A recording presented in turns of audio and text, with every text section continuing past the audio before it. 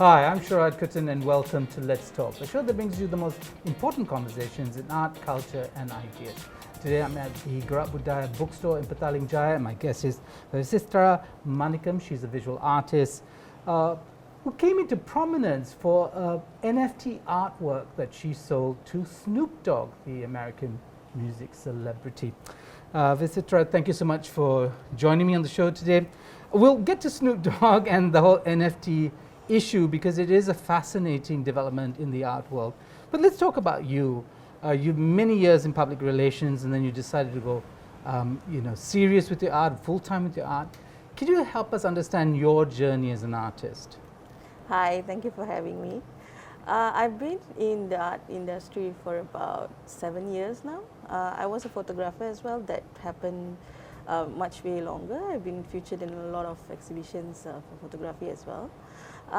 But none of this was actually a full-time career because financially you couldn't support yourself as an artist.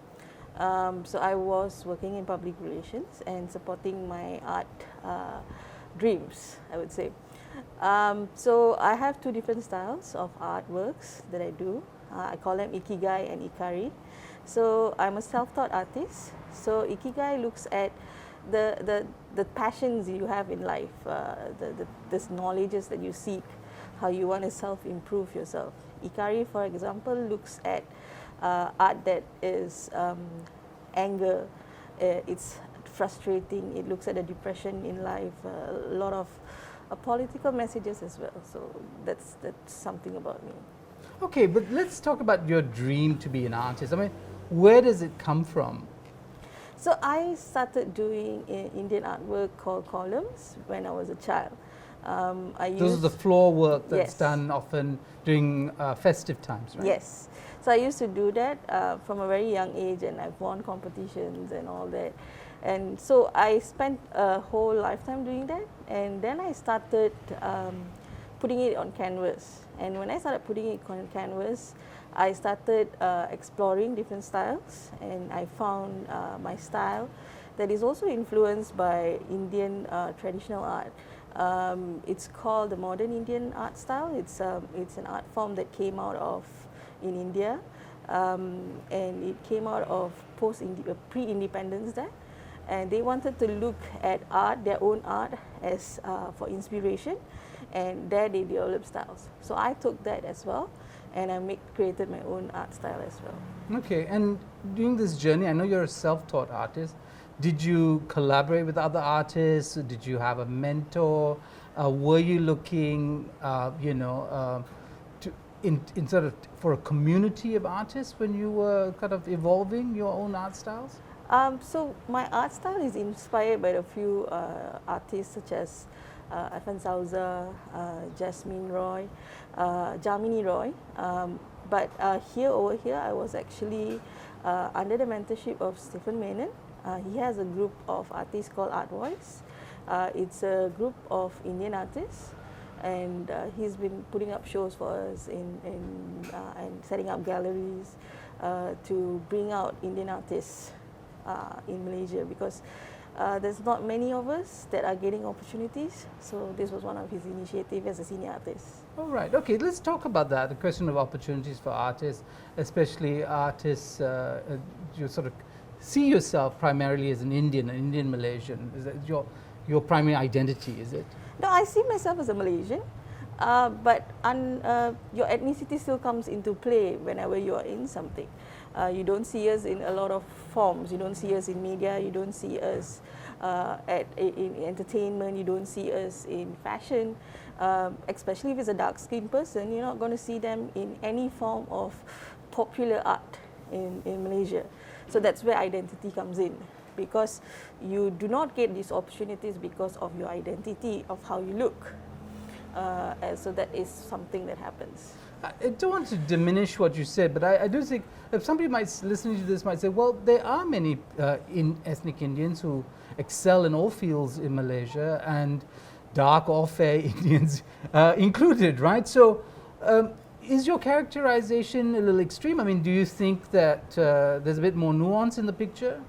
Look, so if you look at the art industry, how many Indian artists can someone actually name? You could name someone, the first person they're going to say is going to say Piadasa.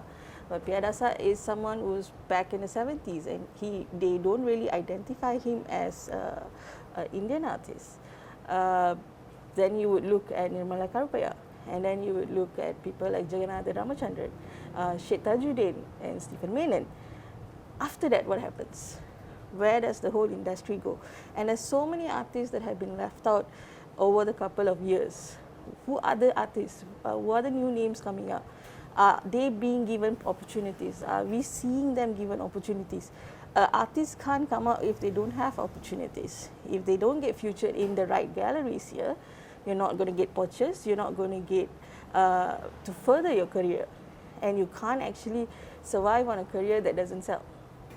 Indeed. So this, your mentor and his attempt to create a community and opportunities for, did that work? Was it, and did it become, was it limiting in any way to be identified as an Indian artist rather than just an artist?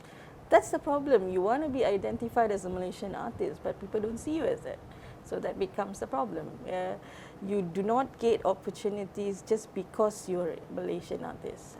As a self-taught artist, that becomes another hurdle, because nobody knows you. You're not associated with any particular lecturer. You're not associated with any particular school. So we see that as a way as that limits a lot of opportunities for you. Right. So opportunities come from government, to public institutions, National Gallery. They also come through, the market, through the gallery system, for instance, and also individual collectors. And of course, Malaysian artists do sell abroad, and so we know of well-known Malaysian artists. Simran Gill, I think, would be one Malaysian Indian woman / Australian artist who's done very well. And then of course Wong Hoi Chongs and all those people who have done well abroad. Where are the opportunities for you, somebody like yourself, coming from? So that's when the pandemic happened. I was actually looking for opportunities overseas. I had done residency in Udaipur, India back in 2019. I have done exhibitions in Japan, Jakarta, all before that. When the pandemic happened, you were stuck here. You can't leave the country. So I did get an opportunity in South Korea. My art was featured there and it sold. But when you are not able to leave at that point, you need to find different ways. And that's when I heard about NFTs. When I heard about NFTs in September 2020, I started researching that it's a totally new thing. The whole technology, the whole blockchain industry, how it works, how you have to connect with everything. It took some time to learn before I actually joined in June 2021. Okay. We're going to hold that NFT conversation till the second part of the show, because it is quite technical, and I want you to help me understand what is specific to it, because we know artists have been using Facebook or Instagram, especially Instagram, because it's such a visual platform, to sell their work, basically. And I believe in someone like Red Hong Yi has decided that you can get the NFT and the real thing, as it were, right? And these are different strategies. What is it that is the most challenging for you as an artist? Is it because there's a certain style that you have to fit into an aesthetic that is sellable, or you have to paint at scale that is sellable? What is it that limits an artist in playing in the art world here in Malaysia? That's the thing. If you want to say style, I would say Malaysians have a thing for Western art. So if an artist looks at Eastern styles, there's probably going to be a less audience for it. That's one. Second, there is the limitation that here art collectors buy based on what is recommended by the galleries.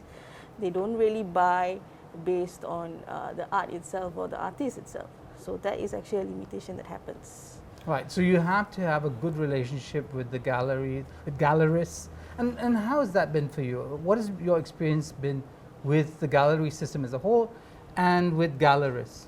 I've sent applications to many galleries, and usually we don't get any replies back. I've had opportunities in two galleries, two known galleries, but as part of open calls. see, but open calls are very rare in Malaysia. So the ones that I used to take part, I had those, yes. And what is the feedback generally? I mean, if someone is not calling you or not interested in your work, do they tell you why? And does an artist grow? Because rejection is part of life, right? So have you learnt about what is making you or your art not as attractive to the market? No, actually, I didn't get any response from any of the galleries. Whereas, if I send something to Japan or something, because I used to take part in a few open calls for residencies there, they would actually reply back and say, we chose this particular artist because we wanted this particular thing for this season. So, you got that kind of feedback, but we used to never get feedbacks from Malaysia. Okay, we'll take a short break at this point in time, and we'll be back with more. Stay tuned to Let's Talk.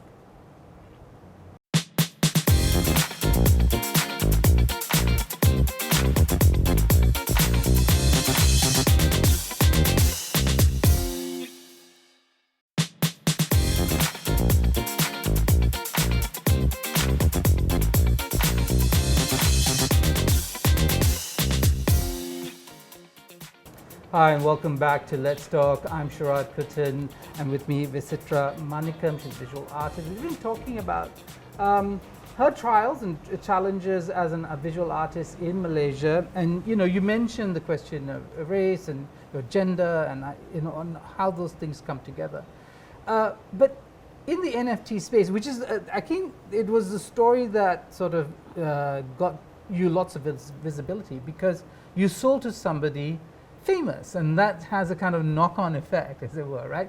You sell to Snoop Dogg, everybody knows Snoop Dogg, now everybody's interested in you, or at least curious about you. And I wonder you could help tell that story of how you sold to Snoop Dogg and what it meant for you after that. So while the story got visibility on a Malaysian scale and an Asian scale, it's not really a big thing for the community, the NFT community, because for us, we have to build ourselves in a community, and the community is on Twitter. We spend time there, we make friends, meet friends from all over the world. I've got collectors from 223 collectors from every part of the world. They're mostly in the US and in the Western Hemisphere, but also China and Hong Kong. But that's the thing, you get to meet and present your art to the global audience, and they decide if they want to buy your art or not. And I've been extremely lucky that my work was accepted and celebrated, and that's how eventually I had Snoop Dogg as one of my collectors. Okay, so the NFT world, this is the non-fungible token dimension to this. It's digital art that has a signature, a digital signature that makes it unique. That's what the NFT is, isn't it? Isn't it in a nutshell? Or correct me if I'm wrong. Tell me, what is it that makes this different from, say, putting out a work on Instagram and then somebody says, I like that, and then you send them the work? What exactly is NFT artwork? So while you say that's the technical explanation of it, I'm going to put it in a different perspective. NFTs are actually just another platform to sell your art. And the thing with art here is they have different categories of art.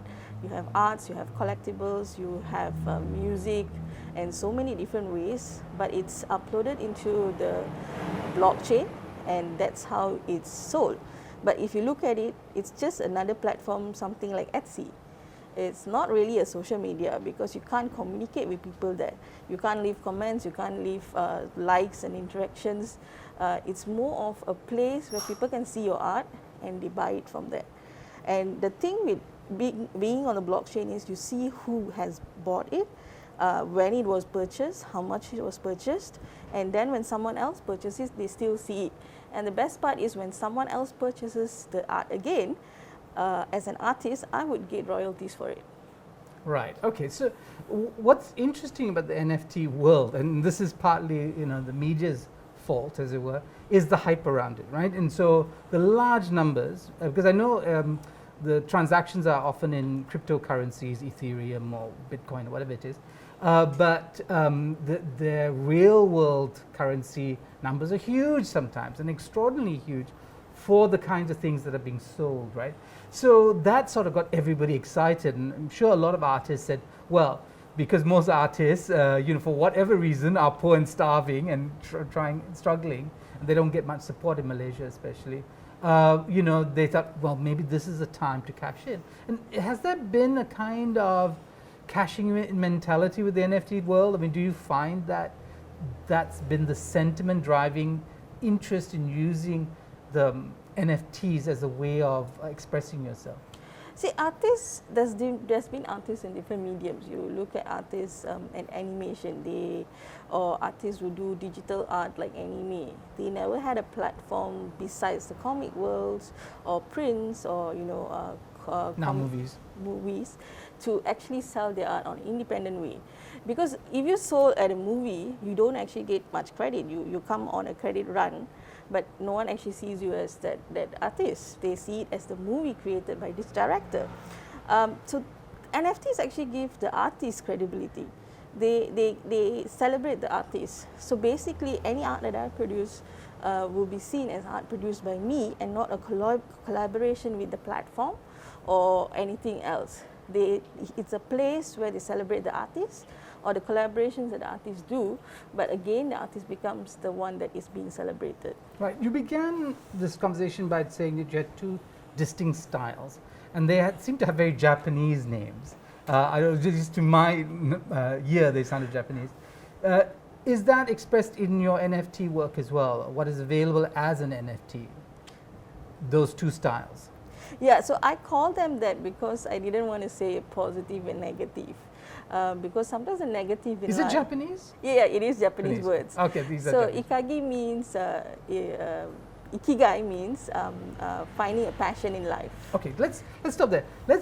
Could you just mention one of your works? We're going to show the audience your ikigai work, and then you can talk it through a little bit. Tell us what it is that we're looking at. Okay, so this particular piece is called In the Garden of My Mind.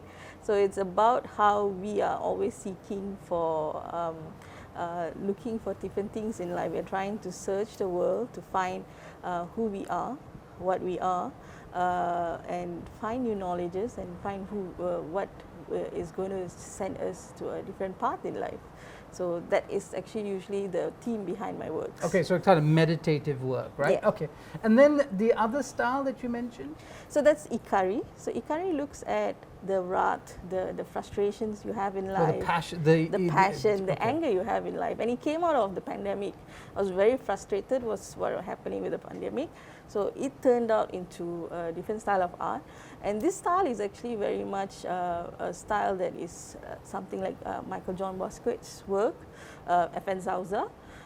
So it's very angry, it's very sarcastic. And so could you mention one work that we can look at? So this one particular work is Nomi. So Nomi is actually a dig at the art industry itself. It's about how they hate a lot of people in the art industry actually hate the NFT world. So they rather sell an art for 50% profit rather than getting 97.5% profit, which is what I get, because the platforms only take 2.5%. So, and they're going to hold on to this anger, the hate that they have towards NFT. So why do they hate the NFT art world? There's a lot of things that people say that they say it's environmentally problematic. But if you look at actual environmental numbers, your usage of air conditioning, flying, is actually more harmful to the environment, but we still do that.